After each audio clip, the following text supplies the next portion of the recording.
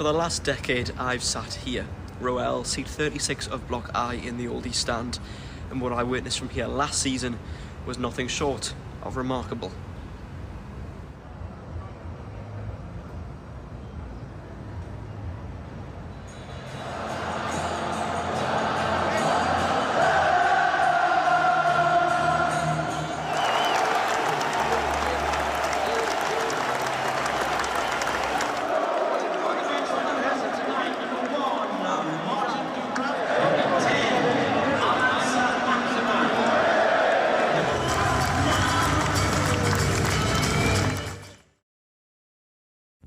My name is Daniel Wales. I'm a sports broadcast journalist for local TV sport.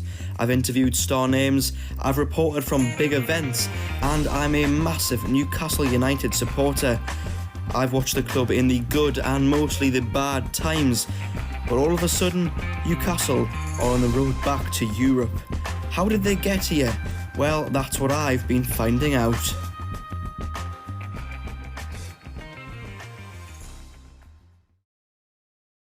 Newcastle United's road back to Europe starts in 2003 when the club were last in the Champions League. Their final away match was a 2-2 draw against Inter Milan at the San Siro. Many thought this would be a continued bout of success for the club, but it was not to be. In 2007, the club was bought by British businessman Mike Ashley, famous for founding the Sports Direct chain of British high street stores.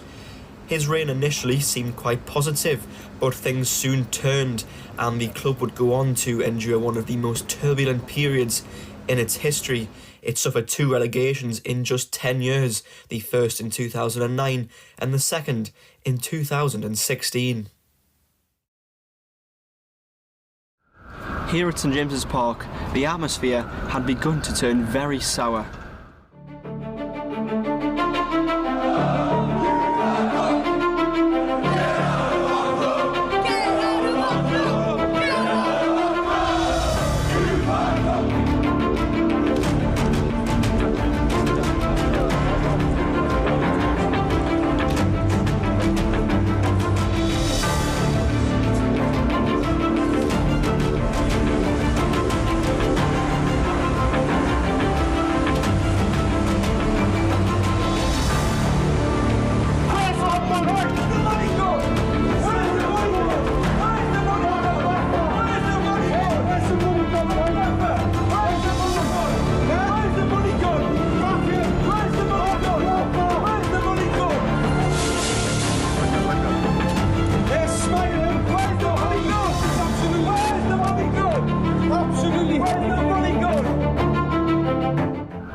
Flags, who were established in 2016 as Gallagher flags, no longer put their displays on a match day.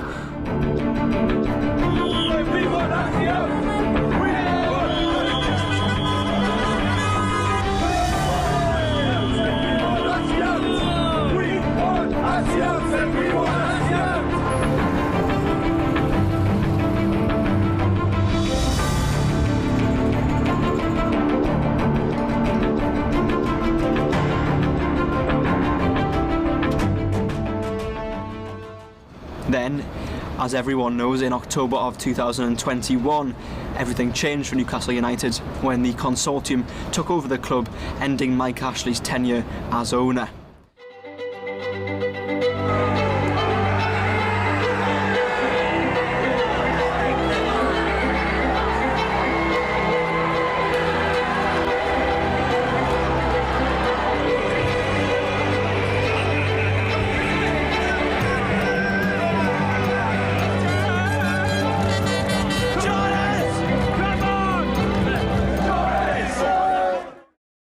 The man who broke the news that the takeover had been completed was Keith Downie of Sky Sports.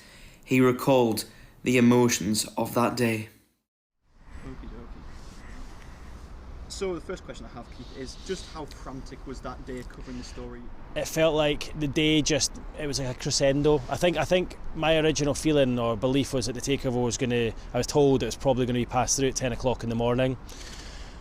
So I thought, right, I'm going to get up, deliver the news, and then that's going to be it. But then because obviously it took a while for the funds to transfer and the shares and whatnot to go through, it kind of built up throughout the day to a crescendo until it broke at like, what was it, 5:20 on tea time. So by that point it was frantic. I mean, I'd been sitting looking at the statement on my phone for about 2-3 hours beforehand, and I'd read it and I knew it was there and I knew it was done, but we couldn't actually announce it until the money had been transferred over. So I think I built myself up in a little bit of a frenzy, reading it and planning to myself how I was going to announce it, how I was going to say, and then when it happened and they said go, it just all the sort of plans I had went out the window, and it was all just, I kind of went a little bit freestyle at the time. But it was frantic in that, 36 hours earlier I'd been playing golf and I was halfway around the golf course and I got a call to say that the consortium, or members of the consortium, were on their way to Newcastle to complete the deal and get the keys to the place. So having covered the story for maybe 3-4 years,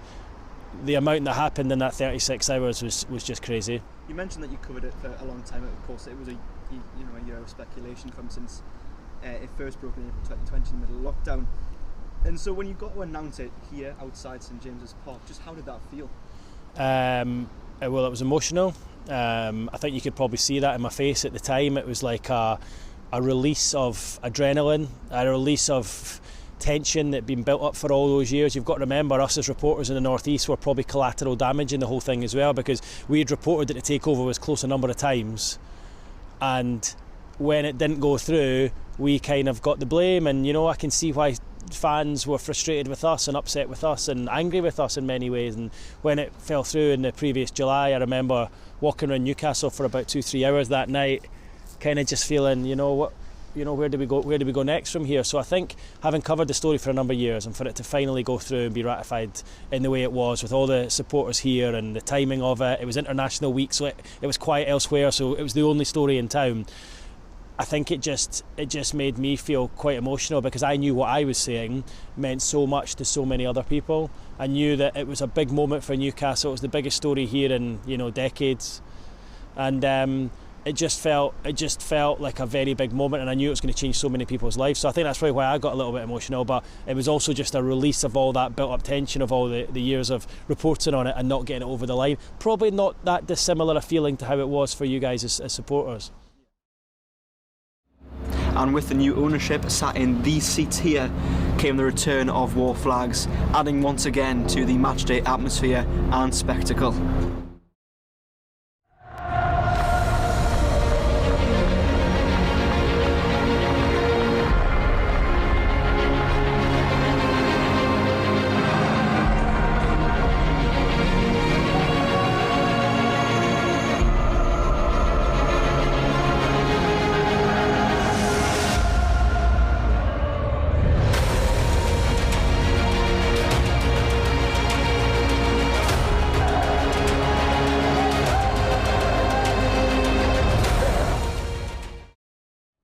Since the takeover, war flags displays have become a lot larger scale, sometimes taking up the entire stadium, which has also coincided with an upturn of form on the pitch for Newcastle United. Newcastle United's form in the 2022-2023 season saw other clubs sit up and take notice. They were on the road back to Europe. Ben and Joseph of War Flags explained how their love for the club helped spur on the rest of the War Flags crew as expectations amongst the fan base continued to rise. So, firstly, just what does Newcastle United mean to you both? I think it's just the most important thing in my life, because even when it's not a match day and even when we're not playing anytime soon, I just spend a lot of time thinking about Newcastle and a lot of time just waiting for match day. It's almost like a way of life, right? And it's like you live for it every second that you think about it. You just want to be here, you want to be watching the team, you want to be watching football, really. From a distinct way of life, and almost like a religion. So I think the most important thing is that we just do as much as we possibly can to make the atmosphere as loud as it is, because the louder the atmosphere is, the better the players will play. So I think that's why it's important. It's just that it gets the fans going. It gets that little bit of an extra edge on the backgrounds in the Premier League maybe as well. Makes them more intimidating for the other team. yeah, there's a lot of things we do, but I think as a fan base as a whole, I think it's more everybody coming together. We can put flags out in seats, put flags out everywhere, but we've got to bring it all together. So we can only set things up for people, and the fans have got to take it away from there, which we have been doing for years. From the start of the season, picking up like points everywhere, the goals we were scoring, the whole atmosphere, the whole buzz around the club came back. Whether it was from the start of the season with the signings, everything started to click, and it was just overwhelming joy in the end.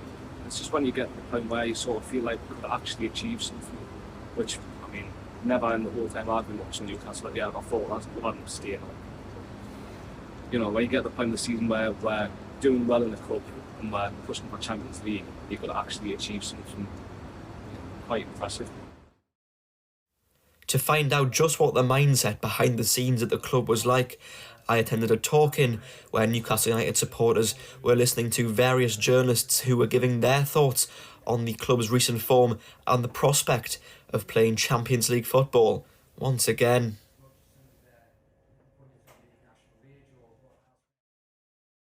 And behind the scenes and in the border, of course, it's a brand new ownership structure at Newcastle compared to what it was even 2 years ago.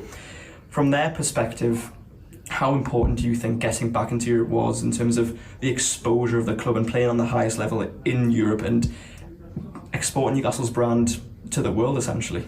If you look at the people who are involved with Newcastle United at the very top, they're winners, they're competitive people. They want, and they almost assume, it sounds a bit arrogant, because they're not arrogant, they expect to be at the top table of all the football competitions, Champions League, contesting for the Premier League. So that's in their mindset. It's like if you talk to players, they say, do you want to win something? They say, well, of course. Kieran Trippier wants to win the next throw-in, the next corner, the next game, the next competition. That's their mindset. And you'll buy more players, and the more exposure you'll get, the more money you'll get. It makes FFP easier. Remember, you have to actually work with UEFA's FFP as well as the Premier League's FFP. So that is their issues there. But the club seems to be well run on that basis. You haven't really splurged the cash excessively. So no, I like the way it's run, and you've got a fantastic manager in Eddie Howe. The 2022-2023 season was really beginning to take shape for Newcastle United. They were winning matches under Eddie Howe and playing some very attractive football. The prospect of Champions League football was becoming a bigger reality by every week. The fans, of course, singing loud and proud from the stands, were loving every minute of the season. One supporter, Adam Pearson, who makes YouTube videos about Newcastle United, told me about his experiences following the club both home and away and making content out of it.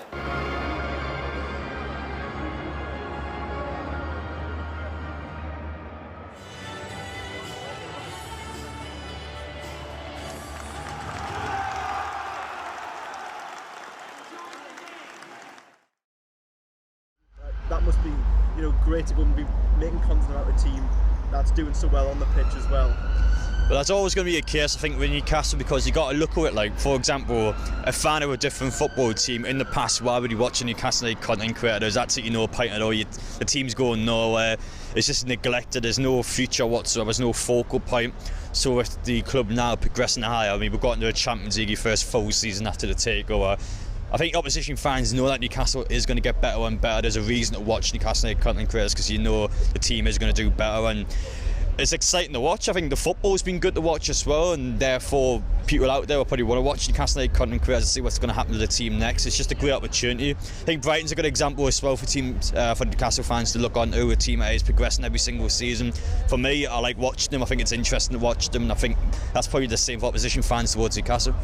And the scene now that we've got the ownership in, we've got the back, and we've got the manager, we've got the players. It's one of them ones where for content creators and for Newcastle United, it's like everyone's got to succeed. As the season came to a conclusion in May, Newcastle only needed a handful of points to secure their goal of returning to the Champions League. It would come down to 2 home games against Brighton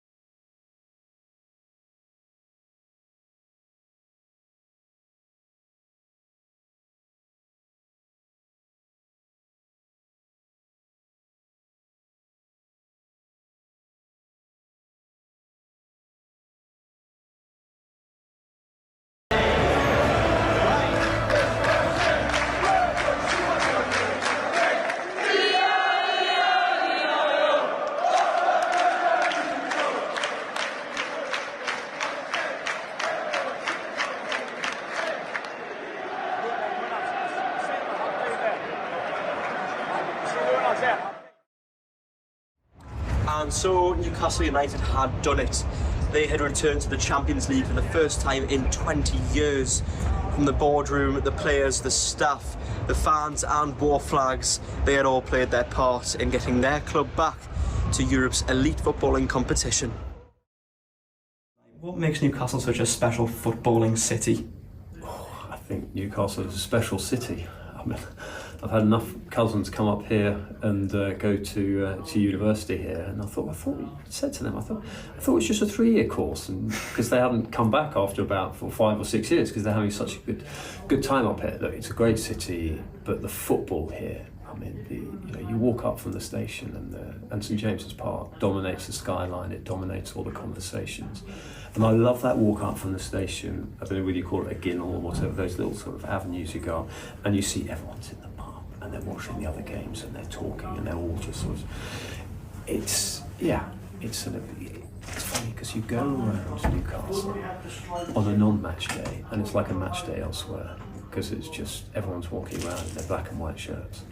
So Alex Ferguson always used to say he loves coming up here because he would. The Chronicle would have exclusive breaking news, and it would be 5 pages, 10 pages of Andy Cole might have a hamstring, and then pages 11, 12, 13 would be end of the world, disaster, whatever. And so yeah, it's a passionate place, and it must be amazing to be a student here, to be a fan here, to live here. And with the club, of course, getting back into Europe, the Champions League for the first time in 2 decades, what are you, as a journalist and reporter, most looking forward to in terms of covering that event and when it does happen? In no particular order, the joy of the Newcastle fans as they take over another city centre square. Newcastle will have a go. I mean, that Eddie Howe will have a go. They won't sit back. They'll catch a few people out because it's a slightly new experience for a lot of the more established teams to play against Newcastle United. I think 1 or 2 of them will be caught out by St James's Park. Whether you would consider it as intimidating as certain grounds that can be found on the Champions League circuit, they're few, barring maybe 1 or 2 in Istanbul, that are as loud as St James's Park. And whether that's intimidating or not, players tend to raise their game. The big issue they have is they won't be able to hear each other. So, they'll have to be well drilled in what they've got to do before they go out there because they won't be able to hear. Going away to Europe next season and all the away days Newcastle might have on the continent, what stadiums and what supporter groups are you looking forward to experiencing the most? Well, because they'll be in probably pot 3 or pot 4 in the Champions League, they'll get a couple of big teams in their group, a couple of the top seeds. So you could have a situation where they're going to Real Madrid, possibly somewhere like Ajax, Bayern Munich, some of those really elite sides, and that's part of the appeal and the attraction of the Champions League. You could also have them playing Celtic or Rangers, which is not a continental tie, but it's a match that would be sensational. Imagine the atmosphere going there. So there's so much to look forward to with it. And of course, if Newcastle don't get through in the group, if they finish 3rd, they'll end up in the Europa League, which could give them a route to success in Europe at the end of that. So just being back in the Champions League is massive for the profile of the club, and the fans will have the opportunity, a new generation of fans, and some who've done it before, to go on these European adventures, and we just can't wait. Newcastle United as a fan base will be an excellent addition to the Champions League next season. The atmosphere at St James's Park. I suppose this season and last season when the war flags, their pictures that have gone across Europe, but then Newcastle will be on the European stage now, where the atmosphere at Newcastle will be documented very highly, and with that comes attracting players because look, who wouldn't want to play in that atmosphere? Just looking towards the Champions League, of course, those European nights are something that have been missed at St James's Park for God knows how many years now. What have you got planned, or what can you say so far? In typical War Flags fashion, we like to come up with our best ideas very close to the time. We've got a few little things burning that we think could be really, really good. Just need to make sure everything falls into place and everything gets here in time and things like that. So just got to make it as spectacular as possible. And just as a quick prediction, who would you want in the group if you could pick? Wax asked me this, I didn't have a clue what to say to him. Said something about like Real Madrid, love of Real Madrid, love an Atletico Madrid, having Milan, any Milan teams, Barcelona. I think a lot of people they would like a mixed group where it's like some big clubs, some smaller clubs where I think they'll get through it. But to be honest, I'd take what, like a group of death type thing, because I would back us against anyone here. So I think we make it the group of death. If we play like the way we can, we can cause that problem. Even if we're getting to Europa League out of the group, though, it isn't worst case scenario. As long as we have a good account of ourselves, I think that's good.